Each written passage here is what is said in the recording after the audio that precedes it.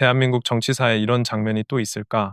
한 나라의 대통령이 외국 정상의 방문을 앞두고 청와대를 비워야 할 위기감에 휩싸였고, 그 정상은 도착하자마자 국가 원수가 아닌 수감된 전직 대통령을 향해 직행했다.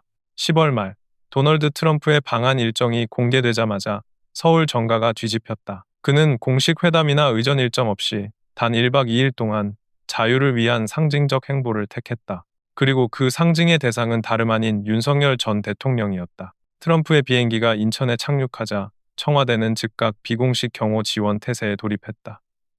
그러나 정작 트럼프 측은 청와대 방문 일정은 없다고 선을 그었다. 대신 그가 향한 곳은 서울구치소. 세계 언론이 일제히 이 장면을 실시간으로 중계했다. 미국 CNN은 트럼프 동맹국 지도자를 외면하고 수감 중인 전 대통령을 찾았다고 보도했고, 로이터는 이것은 정치적 상징의 폭탄이라 평했다. 그가 교도소로 향하는 순간 이재명 대통령의 참모진은 혼돈에 빠졌다. 트럼프가 한국에 머무는 24시간 동안 대통령실은 단 한 차례도 그와의 회담을 잡지 못했다. 대신 청와대 안에서는 분노와 불신이 폭발했다. 한 핵심 관계자는 대통령께서 저 사람은 미쳤다며 욕설을 내뱉었다고 전했다. 트럼프가 청와대가 아닌 감옥을 선택한 그 순간 이재명 정권의 정치적 위신은 바닥으로 추락했다. 트럼프의 선택은 단순한 의전 거부가 아니었다. 그것은 메시지 그 자체였다. 그는 세계가 보는 앞에서 이렇게 선언한 것이다. 나는 자유를 보러 왔다. 그러나 자유는 이 감옥에 갇혀 있다. 윤석열 전 대통령과의 면회는 단 37분간 진행됐다. 그러나 그 시간은 대한민국 정치의 균열을 가르는 결정적 순간이었다. 면회실의 창문 밖에는 수백 명의 기자와 시민이 몰려들었고, 미국 보수 진영 대표인 매슐렛 슐랍 SNS에 이렇게 썼다. 트럼프 대통령은 자유인의 친구를 만났다. 그리고 한국의 민주주의를 보았다. 이 장면은 전 세계를 뒤흔들었다. 워싱턴 정가에서는 즉시 트럼프가 이재명 정부를 신뢰하지 않는다는 분석이 쏟아졌다. 이는 단순한 외교 결례가 아니라 정치적 단절 선언이었다. 트럼프는 방한 전부터 윤석열의 석방을 공개적으로 요구했다.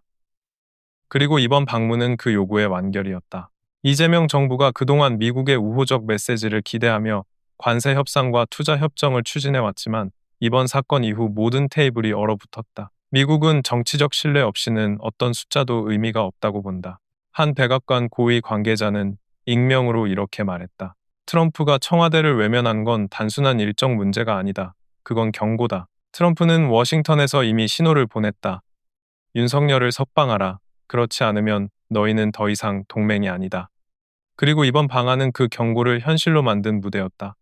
트럼프는 말레이시아 순방 중에도 윤석열을 언급했고 도착하자마자 감옥으로 향했다. 그는 한국 정치의 중심이 아니라 그 그림자를 택했다. 그것이 트럼프식 외교의 본질이었다. 상징을 통해 적을 고립시키고 동맹을 선택하는 방식. 그날 밤 이재명 대통령은 참모들과의 비공개 회의에서 그자가 나를 모욕했다. 미국이 우리를 시험하고 있다고 말했다고 전해진다.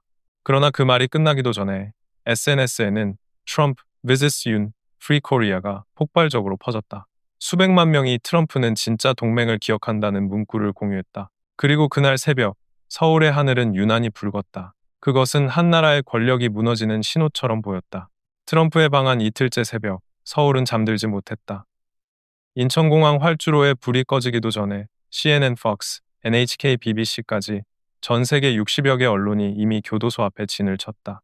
미국 특파원들은 트럼프가 한국 민주주의의 심장에 칼을 꽂았다는 자극적 제목을 달았고, 한국 보수 진영은 드디어 정의가 돌아왔다며 환호했다. 한편 청와대는 철통 같은 침묵을 유지했다. 대통령실 브리핑룸의 불은 꺼지지 않았지만 이재명 대통령은 모습을 드러내지 않았다. 측근에 따르면 그는 트럼프의 면회 장면이 생중계되는 순간 TV를 꺼버리며 이건 국가 모욕이다 라고 소리쳤다고 한다. 그러나 국제사회는 다르게 봤다. 트럼프의 방문은 단순한 퍼포먼스가 아니라 명백한 정치 메시지였다. 그는 교도소의 문을 통해 대한민국의 현실을 비췄다. 진짜 민주주의는 감옥 안에 있다.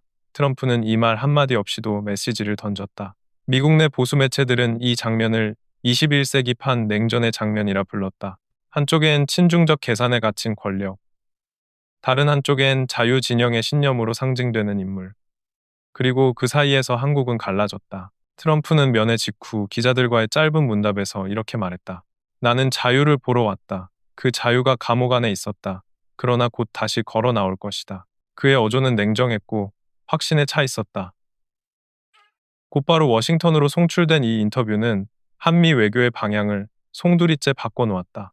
백악관 대변인은 트럼프 전 대통령의 발언은 개인 의견이지만 미국 정부 역시 한국의 인권 상황을 면밀히 주시 중이라고 했다. 이 말은 외교적 언어로 포장된 경고였다. 이재명 대통령의 분노는 그날 밤 절정에 달했다. 대통령실 내부 회의록에 따르면 그는 트럼프의 행동을 내정 간섭이라 규정하며 이제 미국을 믿을 수 없다고 말했다.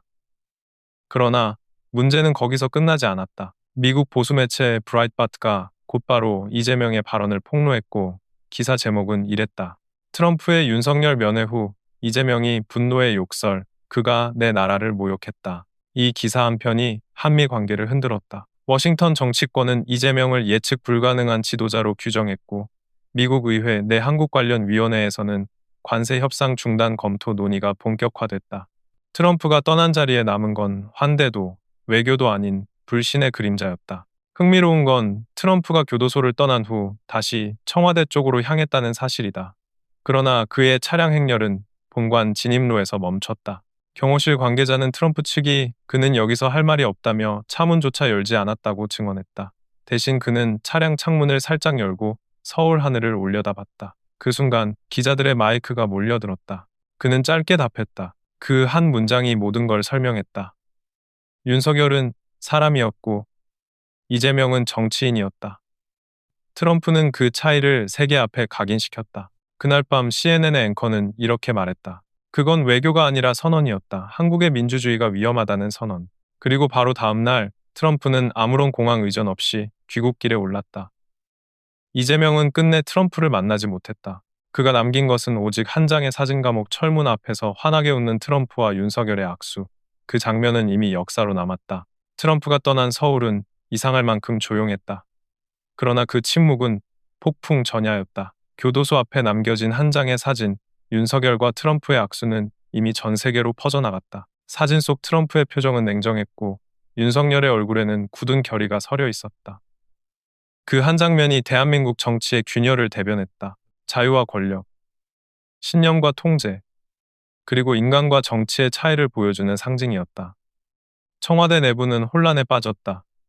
대통령실 회의는 밤새 이어졌고 일부 참모들은 이제 미국과의 신뢰 회복은 불가능하다고 토로했다. 그러나 이재명 대통령은 여전히 분노를 감추지 못했다. 그는 저 미국인은 우리를 무시했다. 이제 우리도 그들에게 맞서야 한다고 말했다고 한다. 하지만 그 말은 이미 아무런 울림이 없었다. 국민은 트럼프의 행동에서 새로운 정의를 보았고 이재명의 분노에서 낡은 정치의 냄새를 맡았다. 보수 진영은 즉각 반응했다. 서울 광화문과 부산, 대구, 포항에서는 윤석열을 석방하라는 구호가 울려 퍼졌다. 시민들은 손에 태극기를 들고 트럼프가 보여줬다. 자유는 감옥 안에 있고 권력은 국민 위에 있다고 외쳤다. 그 목소리는 더 이상 정치적 구호가 아니었다. 그것은 국가의 양심이 다시 깨어나는 소리였다. 미국 언론들은 트럼프의 방문을 자유의 순례라 불렀다. 워싱턴에서는 한국에 대한 외교적 재검토가 시작되었다. 미국 보수 진영의 거물인 맷 슐랩은 다시 한번 SNS에 글을 올렸다. 트럼프 대통령은 진짜 동맹이 누구인지 보여주었다. 한국의 자유는 다시 시작될 것이다. 이 메시지는 곧바로 백악관까지 전달되었고 미국 국무부 대변인은 한국 정부의 인권 문제에 대한 공식 보고서를 재검토하겠다고 발표했다. 이재명 대통령은 침묵 속에서 점점 고립되어 갔다.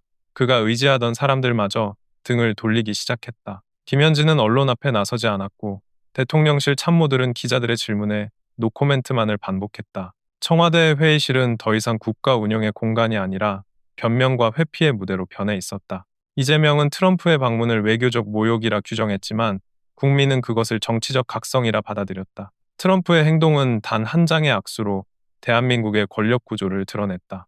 윤석열은 감옥 안에서 자유를 상징했고 이재명은 청와대 안에서 고립을 상징했다. 역설적이게도 감옥 안의 지도자가 국민의 신뢰를 얻었고 청와대 안의 권력자는 국민의 외면을 받았다. 트럼프가 떠난 뒤 미국의 하늘에서 기자들이 물었다. 왜 그는 청와대를 가지 않았는가? 미국의 한 정치 평론가는 이렇게 답했다.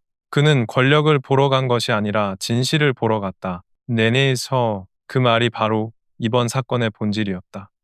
트럼프의 1박 2일은 외교 일정이 아니라 정의와 위선의 경계를 가르는 정치적 선언이었다. 그리고 그 선언은 대한민국에 깊은 상처를 남겼다. 하지만 동시에 새로운 시작을 알리는 신호이기도 했다. 이제 모든 시선은